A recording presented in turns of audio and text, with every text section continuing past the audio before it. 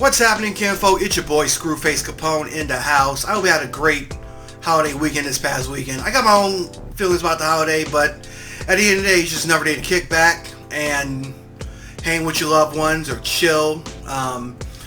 If you got the day off work yesterday like I did, then it's just another time we can just sit there and chill. But anyway, I'm back with 5-bit news. Well, not 5-bit news, because obviously, as you saw, I'm making a change going forward.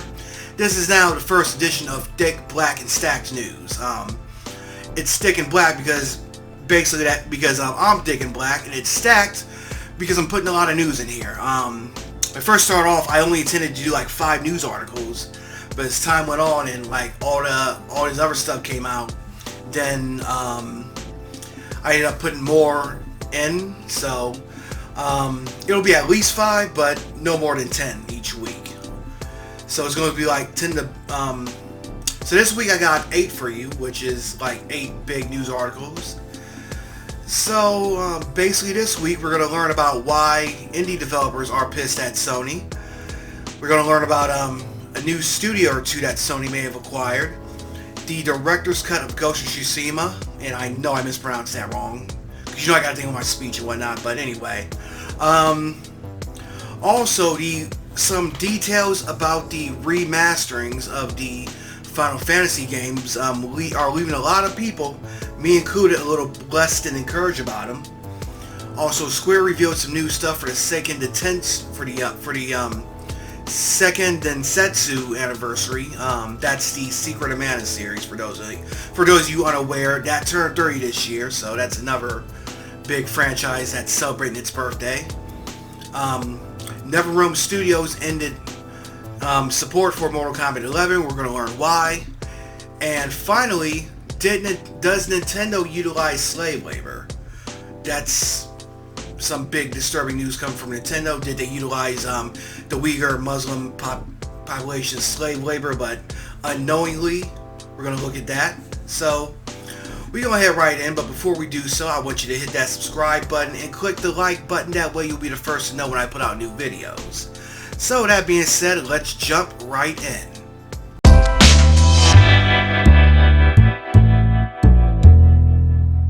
Recently, Sony has come under fire for making it difficult for indie developers to move their product.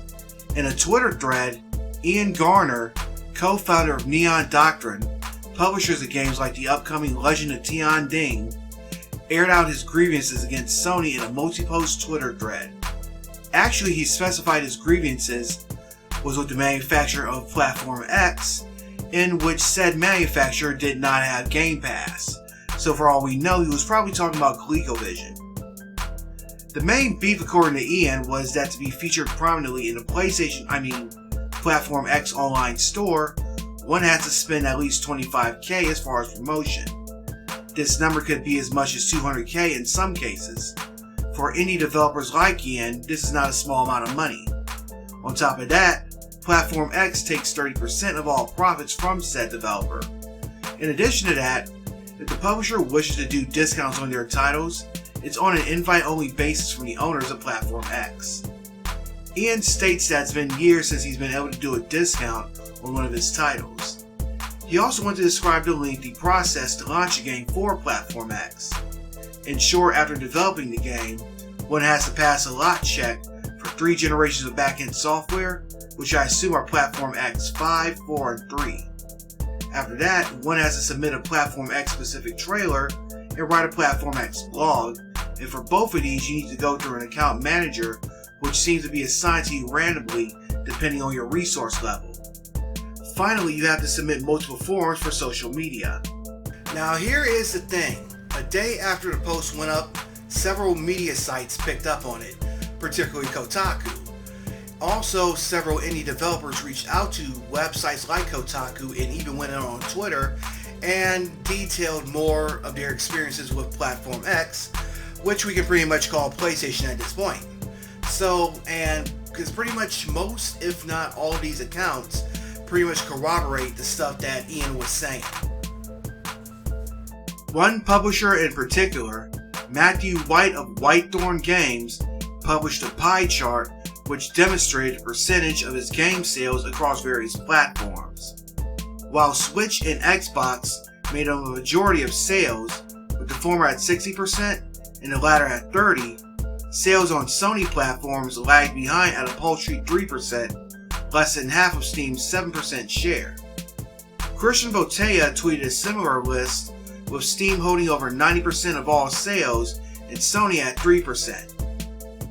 Other indie developers shared similar experiences to Ian's story, remarking how hard it is for people to find their games on Sony's online store, as well as how the permissions to do discounts are invite only.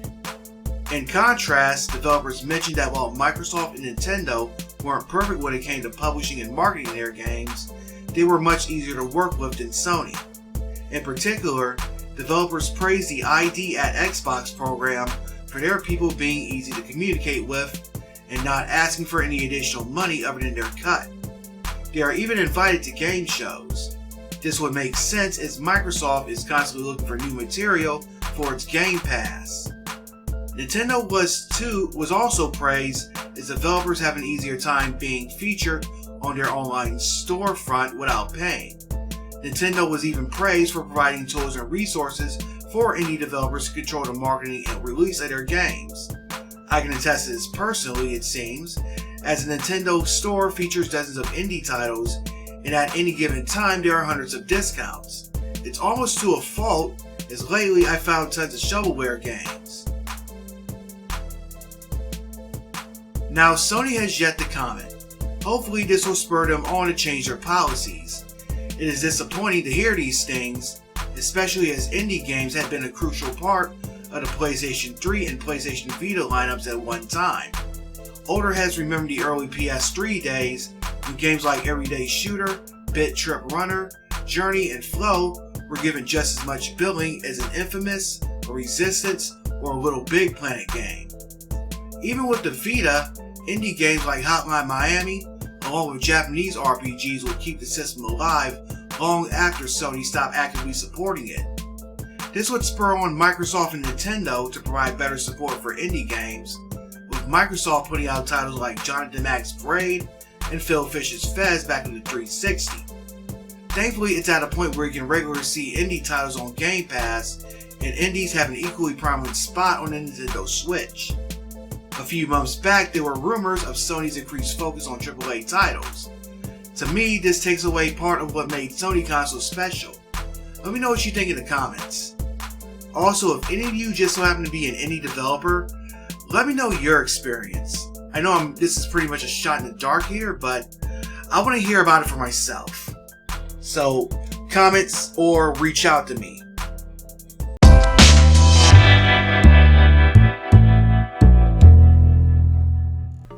Now, because I know I'm going to be called a Sony hater, Sony made a fairly big studio acquisition this past week, and they might have made another. Developer Housemarque, the team behind the recent PlayStation 5 hit Returnal, was acquired by Sony Studios.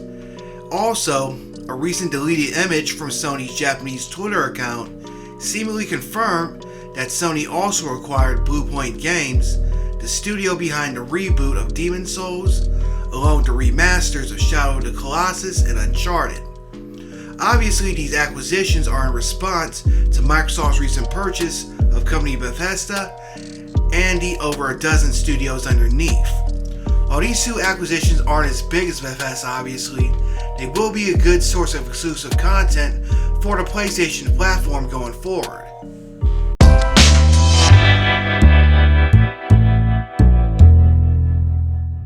One of last year's best games is getting an expansion and a next-gen upgrade next month. This past week, developer Sucker Punch and Sony confirmed that Ghost of Tsushima Director's Cut will be released this August. This expansion will feature a new campaign that takes players to Iki Island, a part of Japan that was also invaded by the Mongols. The PS5 version will feature DualSense controller features along with real-time lip syncing for the Japanese vocals. Players who already own the game will have to pay $20 for the expansion on PS4 or $30 to play it on PS5. If you buy the expansion on PS4, you can upgrade to the PS5 version for $10. Thankfully, if you do the upgrade, you can keep your save files. For those who don't upgrade, Sucker Punch will release a patch that introduces a number of quality of life features. I just got the game last week, so now looks like a good time to jump in and see what the hype is about.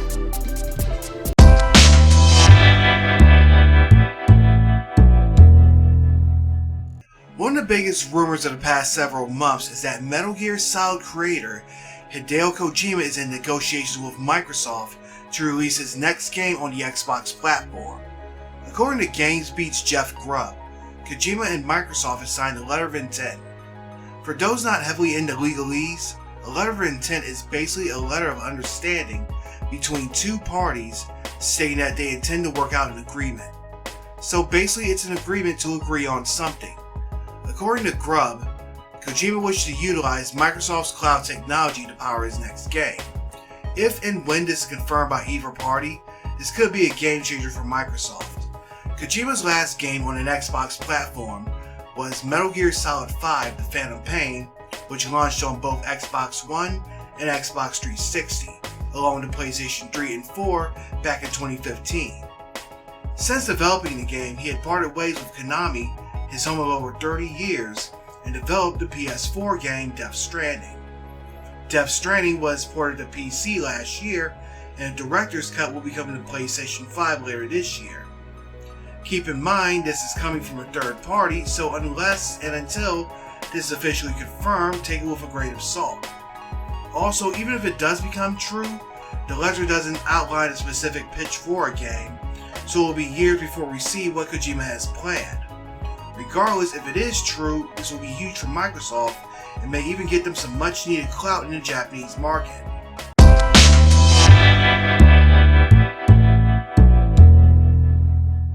During Square Enix's E3 presentation, we learned that the company was planning to release remasters of the first 6 Final Fantasy games. However, details weren't known about the re-releases. Worse still, the games were only coming to Steam and mobile platforms. Now, new details have come out about the upcoming ports, and what I'm seeing isn't good. First and foremost, the games are set to release separately, with Final Fantasy 1 through 3 to be released on July 28th, and 4 through 6 set to release sometime later this year. Worse still, the ports are a bit on the pricey side, with 1 and 2 releasing at $12 each, and 3 through 6 setting you back $18 each. If you buy each game one by one, then it will run you about $95. You can buy a bundle which includes pre-orders, but at $75 it may still be seen as too expensive. Worse yet, the game's Steam page confirms that the games will be based on the 16-bit originals and will not include the additional features that were introduced in previous re-releases. These include the Game Boy Advance ports of Final Fantasy 1 and 2, which included a new dungeon for 1 and a new side story for 2. This collection may even exclude the After Years, which was a sequel to Final Fantasy 4, which was included with the PSP release. As for the graphics themselves, the pixel sprites and backgrounds are all new, but it remains to be seen how fans will react to them as opposed to the poorly received sprites from the mobile ports, which were previously released and were ported to Steam a few years ago. The text has been redone as well, but not all fans are digging it. Also, the game will feature a new soundtrack. I guess I'll have to see more of these ports as the weeks progress, but personally, I think you should hold on to your Game Boy Advance and PSP games. These versions did a better job preserving the franchise's legacy than these re-releases could ever do. Twitter user Wario64 posted a thread showing off some of the new artwork, so I'll link to that in the description. Let me know what you think.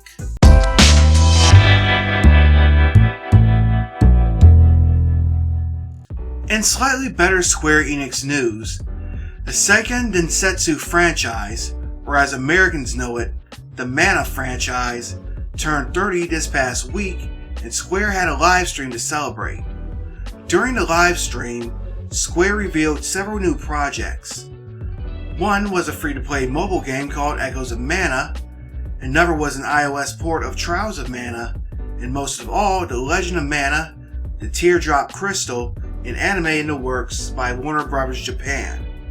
Finally, Square Enix announced that a new game was in development, though it may be a while before we see it.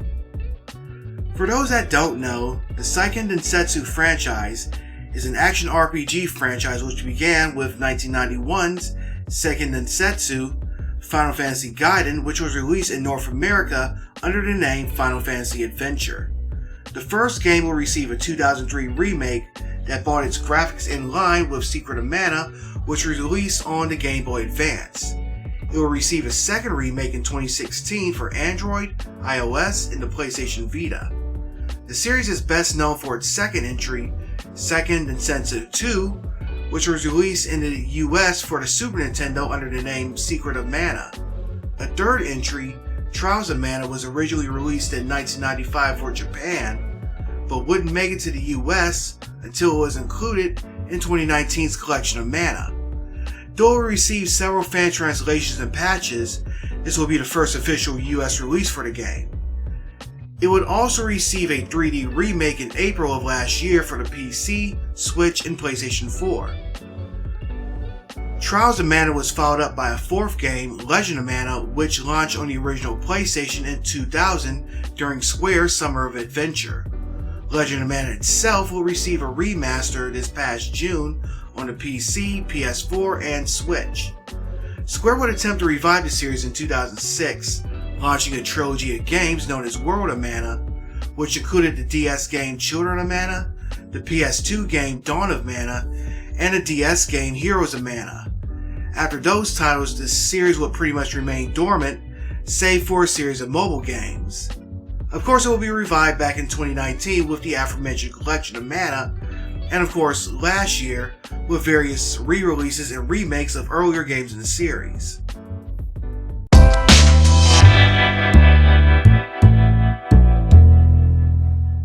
This past week, NetherRealm Studios announced that it was ending support for Mortal Kombat 11.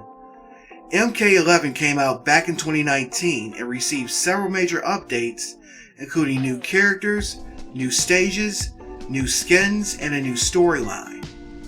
The reason given, however, will make fans excited. Namely, NetherRealm is shifting its resources toward its next project. This could be anything from Injustice 3 to Mortal Kombat 12 to even something new. Speaking of which, there are rumors that NetherRealm is working on a Marvel fighting game. If you recall, a while back, NetherRealm was even in talks with Marvel, but those talks apparently fell through. Now, of course, these are just that, rumors, so once again, take it with a grain of salt. Still, I'm intrigued about whatever NetherRealm has got cooked up, and we should be hearing about it pretty soon. What do you think it's going to be? Let me know in the comments.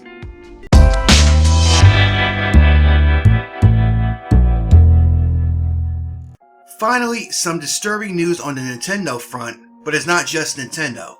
However, Nintendo is one of many companies that could have been unknowingly utilizing Uyghurs for slave labor. According to a report by the Australian Strategic Policy Institute, Nintendo was listed as one of several companies that work with Chinese manufacturers that utilize Uyghur slave labor. More specifically, both the companies Dongguan Yidong Electronic Company and Foxconn, both of whom are Nintendo supply chain partners.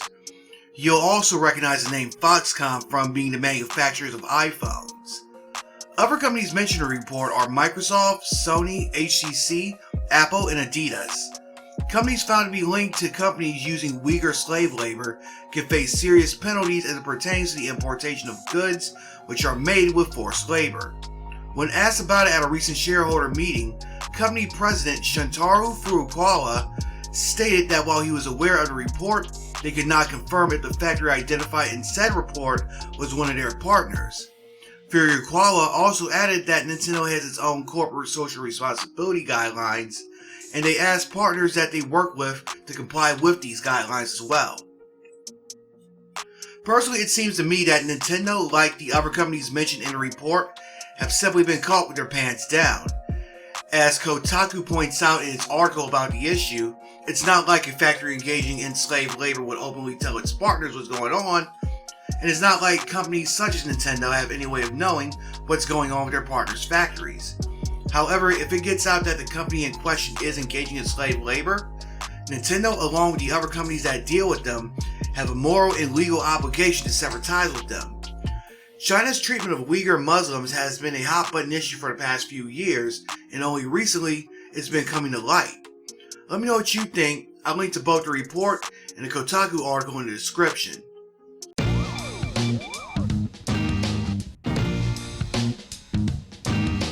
This week, I'm in the mood for some mech action, so I'm going to give it up to one of my favorite indie titles, Brigador Up Armored Edition. If you like those old school isometric shooter games in the past, like the Desert Strike series, then you'll love this. It's basically a cyberpunk Desert Strike with mechs. There are several different vehicles to unlock, each having their own advantages and weaknesses. The controls will take a bit of getting used to, and the game is a bit difficult, but once you get the hang of things, you'll be tearing up shit in no time. It's a shame that this game didn't get more of a spotlight when it first came out, because it's deep when it comes to the gameplay and missions, but at the same time, it captures the essence of any good mindless shoot 'em up. It's on sale right now during the Steam sale, so if you want to blow things up, do yourself a favor and cop this. Alright, that wraps it up for this first edition of Stacked Gaming News. I know I still got the old intro, but I'll have the new intro up hopefully by next week. If you like what you just saw, hit that thumbs up icon. Let me know what you think about any of these issues in the comments.